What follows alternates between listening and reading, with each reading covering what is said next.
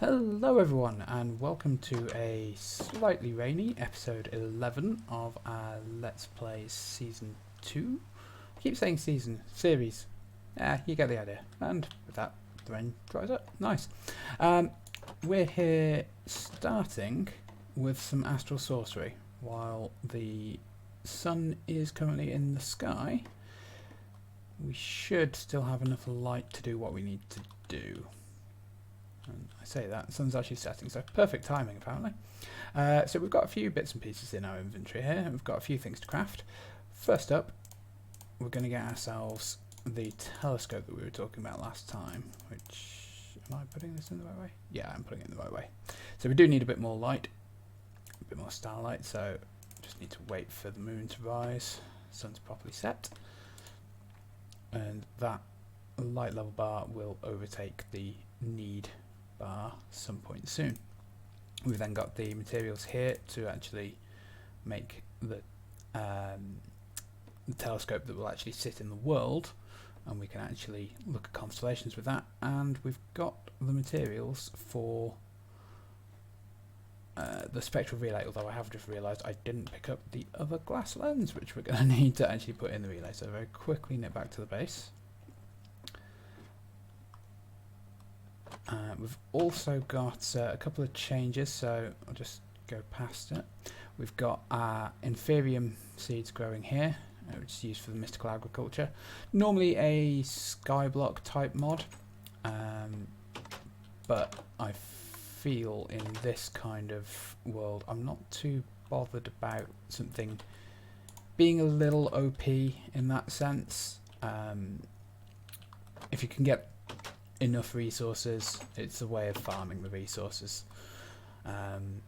So Inferium is needed basically in very, very large quantities for all of the higher tier items, so getting that started is one thing.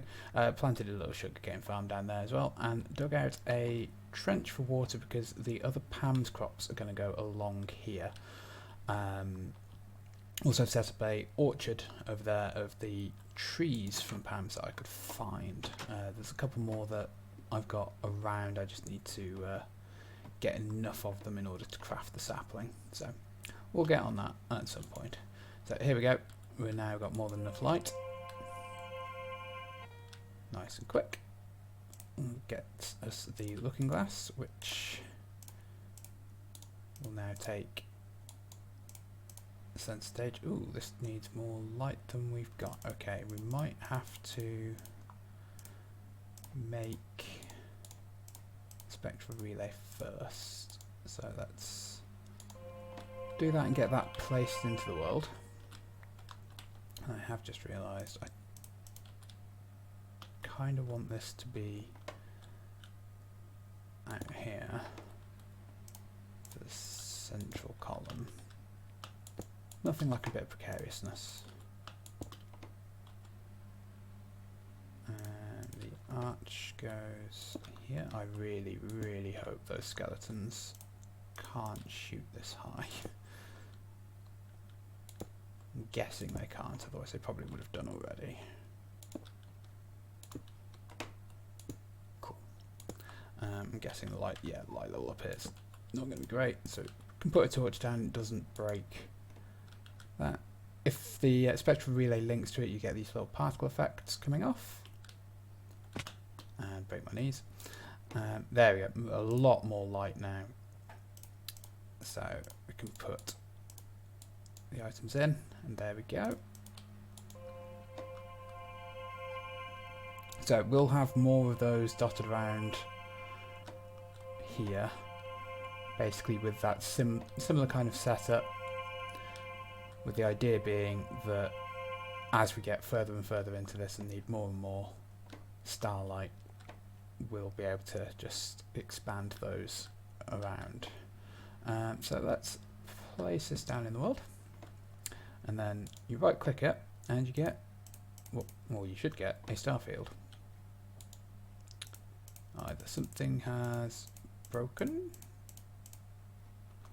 or it can't see anything where it is, so let's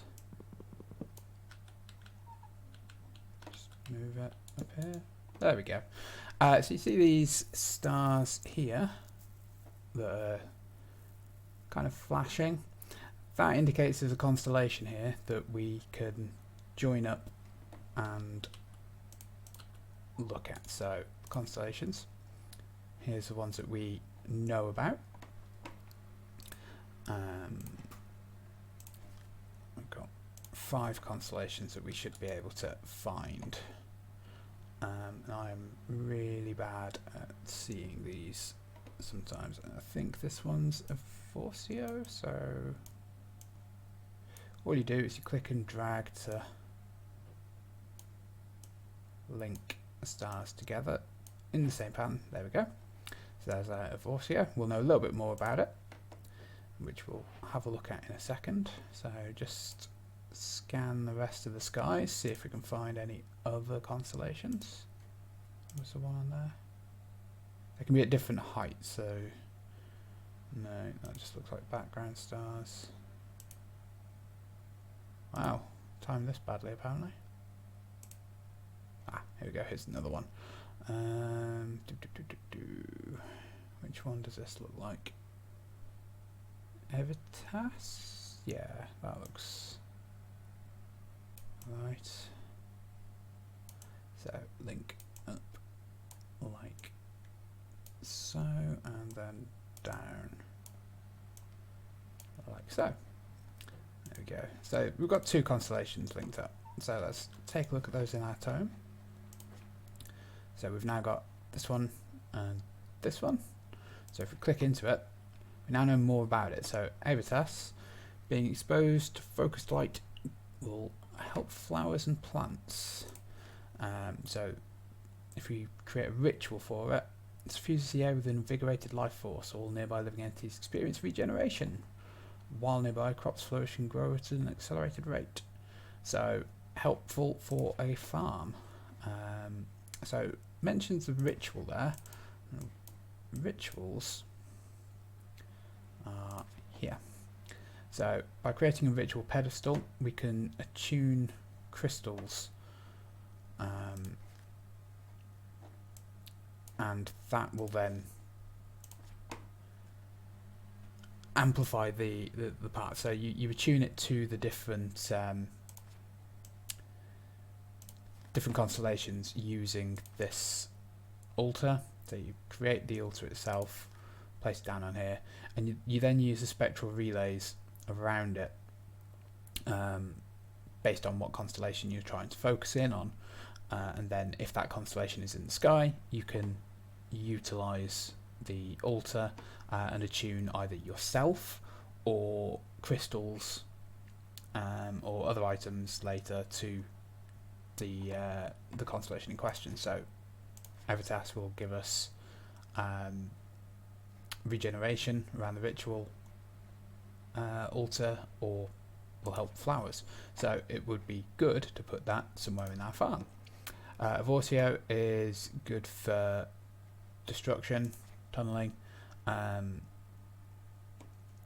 disintegrating blocks nearby. So it can be helpful for carving out areas and the like. So not one I tend to use. Might have a purpose somewhere along the lines, but for instance, putting the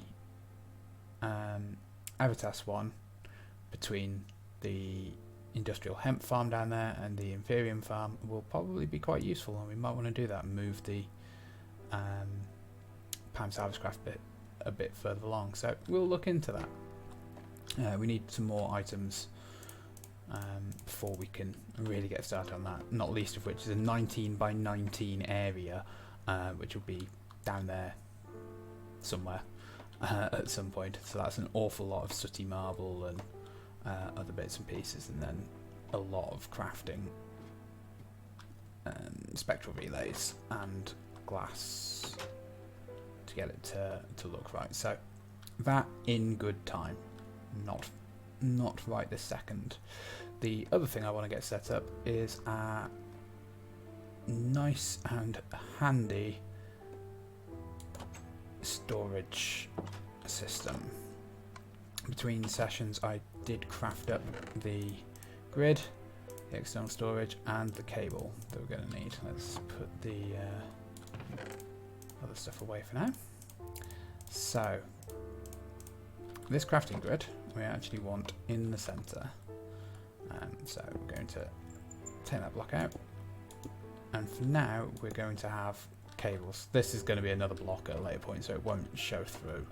I just haven't got that far into the crafting part yet. That will come in time. So we're going to run this cable around our room and out of the way and hook it up to the controller. So that grid is now connected to the controller. So we can access it, and it will show us everything that we have in the storage network, which is currently nothing. And it provides a crafting grid, just like any other crafting bench. However, the beautiful part, and this is going to get real messy, but I will be tidying this up very soon. Put an external storage onto that drawer controller, and let's go and have a look at that crafting grid again. Now we have absolutely every item available to us that is in that grid. I don't like sorting by quantity, sort by name please, and ascending, so A to Z. We now have access to everything, and you'll notice we have the blocks of iron, free search in the top bar. We have the iron both in block form, ingot form and nugget form, so if I take out it will affect each of them. So useful having those compacting drawers. So that now means that when we come in, we can literally just shift click items into the inventory, and if it has a home to go to in these drawers, it will put it there. I will be massively expanding the drawers both downstairs, where we've already started expanding into like the food storage stuff, and further compacting drawers probably going around the room. I'll be bringing the pillars down, so this will actually be sunk back behind the pillar where it needs to be. We'll go around the room. We'll probably hide this underground. We don't actually need it out and open anymore. And this cable can go underneath to just hook into one face while the oak trims hook into another face. But I'll deal with putting that away off camera. But yeah, so that's our crafting system now fully set up. Our storage system now much more handily available to us. It's going to make my life a whole lot easier. The next part will be to start automating crafting itself. So I could come in here and go, oh, I need to make a furnace. Well, let's find where the cobble is, turn it into a furnace, yada yada yada. That is great, but refined storage offers us a better way, a much better way, the crafter. So this is a block that will do crafting for us, either within itself for anything that can be done on a 3x3 3x3 crafting bench, or with the block it is placed adjacent to. So if we put it adjacent to a furnace, you can tell it that you can cook cobble into smooth stone, and like all the process of binding and all that kind of jazz. So it is very, very powerful. So that will necessitate having a pattern grid, which is something that teaches patterns for the system to utilize. The crafter itself, you will need a lot of these. They have I think it's 8 slots in them, so each one can have 8 recipes. So if you need more than that, and here's a hint, we're going to need a lot more than that, you're going to make these in quantity, as well as a crafting monitor. This basically just helps you track like what your system is crafting at any given time, and what might potentially be causing hang-ups, so if there's something that isn't working properly. So that is something we will be building towards, which again requires a bunch of quartz enriched iron, some glass, and then more of the devices, the cores, which we crafted up the last time. So I will busy myself with those between episodes, I think, because sitting and watching the construction of those is pretty tedious. And I'll build up towards getting the patterns ready, and then we'll go through how we actually use the crafters to make all the recipes, like how we actually develop from there, and what recipes we prioritize, because the beautiful part is we can teach it how to make the patterns, and that tends to be the first thing I make, is teaching it how to make more of itself so that we can automate that process, and just pull items together. So let's start sticking things like cables away. We don't need those in my inventory just yet, because we don't have any further for it to go until I start burying it between places. The other thing, we're going to need more steel for bits and pieces, is we're going to look at getting into Mekanism. I've come in here by sheer bloody mindedness. I could have just gone to the crafting grid. Need to start getting into that habit. Now that I've got it, I need to actually use it. Yeah, I want to get into Mekanism, which is going to involve having some machinery, which we're going to place down in the basement area down here, which is why we put this relay in, so that we can just power down that way. So let's get started with that. We should actually be able to just do everything through here. I think we've got everything we need. In fact, let's just search for the very first one, because the first thing we need is a metallurgic infuser, which requires 2 furnaces, 1 and 2, and then osmium and all of that. So shift clicking when using JEI and the fine storage system will use both contents of your inventory and contents of here. It will prioritize contents of your inventory first, I believe. No, it prioritizes the crafting, the fine storage first, and then your inventory. So if you don't have furnaces, like I didn't in the crafting system, it pulled those directly from the inventory. So that gets us our metallurgic infuser, which is great. What we need now is some more cables. Wire. It's called wire. So we need 1 of those, and we need 1 of these. We're going to need some more of those. We don't have enough terracotta. Okay, so we need to get some clay. Yeah, let's just cook up 8 clay. Looks fine for me. Take that glass, which I've been cooking up because a lot of things require glass. But let's get this set up along with what do we need for our crusher, which is the first machine we're going to make. We need basic control systems, which is osmium and redstone. So we need 2 of those, but we're going to need a lot more than that. So let's take a half stack to begin with.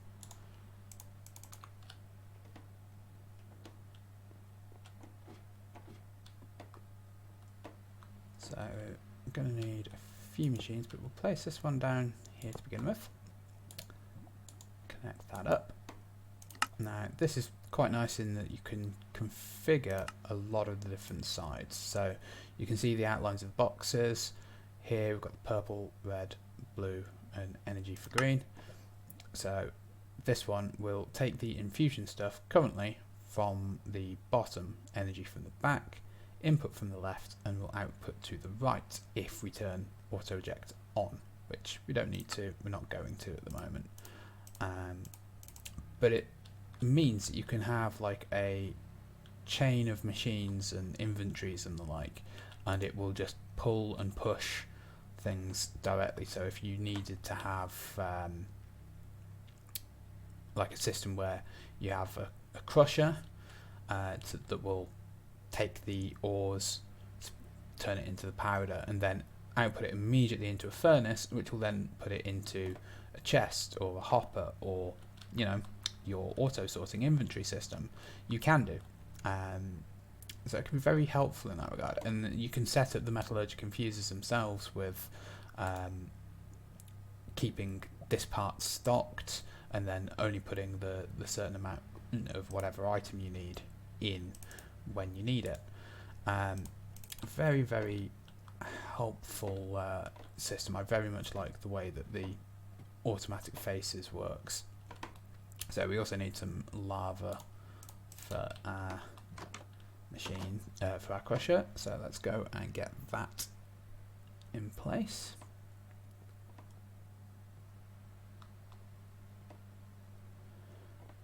Yeah, Mekanism is what I want to play around with a little bit. One of the reasons is they have a ×5 ore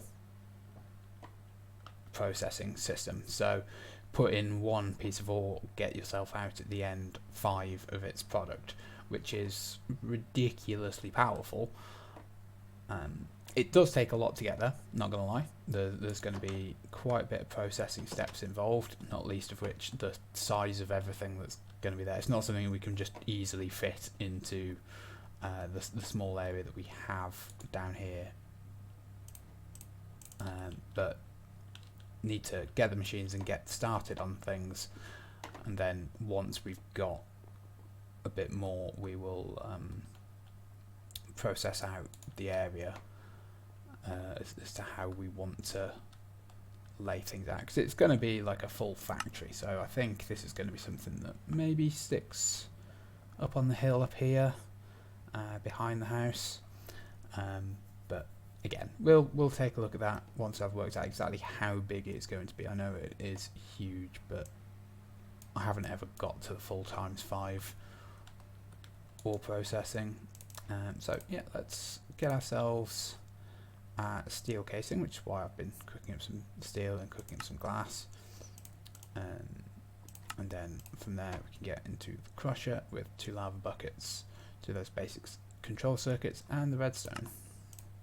Now, one of the other things you can do with Mekanism is you can upgrade your single device into a factory, and factories let you do more more of whatever it is that the basic machine does. So like 1, 3, 5, and I think it's 7. And it stores more energy at higher levels as well, because it's obviously processing more and more things in one go. I don't think we need to worry about a factory just yet, although we've got the resources for it. Yeah, why not? Actually, let's just do it. So basic crushing factory. What we need to get out is terracotta, because we need more of the wire parts. So we need one of those. Wire connectors, just need the one. And I can go and hook this up.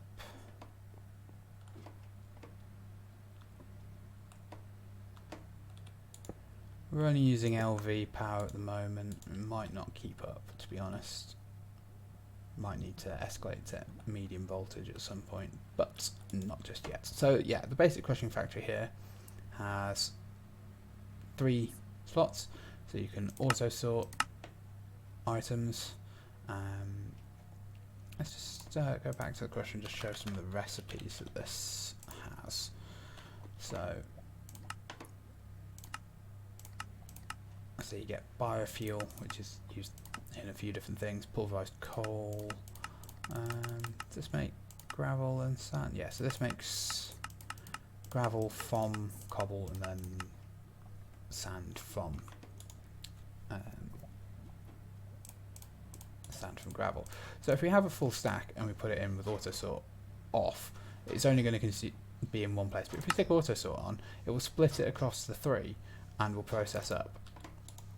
Now this one we can again have a side priority, so we don't want that to actually pull from here ever. So the metallurgical computer is not going to pull the item. We just don't want that to happen. We might want to output to something here, like a factory, a chest or something, or a furnace, depending on exactly what we're envisaging using the basic crushing factory for.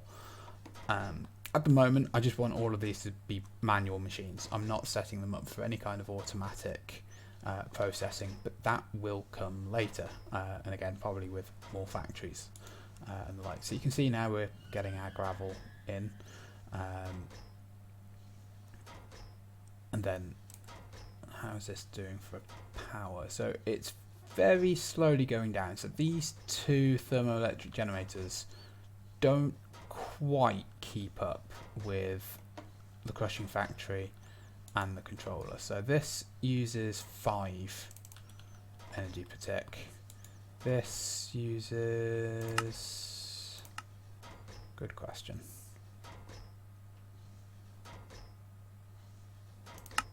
Don't think I've got a way to... No, I've not got a way to find out. Oh yeah, here we go. Uses 60, so between the 2, 65 per tick. This is not keeping up. I don't know if that's... It should be. That might be because LV cables are not sufficient going into it, so we might need to step up to medium voltage. Or we may just need more inputs into it. So maybe putting another one on the side and putting another couple of thermoelectric generators. We'll see. I'll take a look into that between episodes, which I think we're going to be coming to the end of very soon. So yeah, just looking at the recording time, it's been nearly 30 minutes. So yeah, we're going to call that a part there. So between episodes, I'm going to get the basics for the pattern crafting system for refined storage built and placed, and then we'll go through how we program it. I need to work out where I want to put the pattern crafting. I'm thinking we'll go down another level and have the pattern crafting room, because it will be huge eventually, if you think of every recipe that's in here. And I will also maybe look at what we're doing with these electric generators and how much I need to actually power it up. So thank you very much for watching, and I hope you'll join us next time for some more machinery and storage. Thank you very much.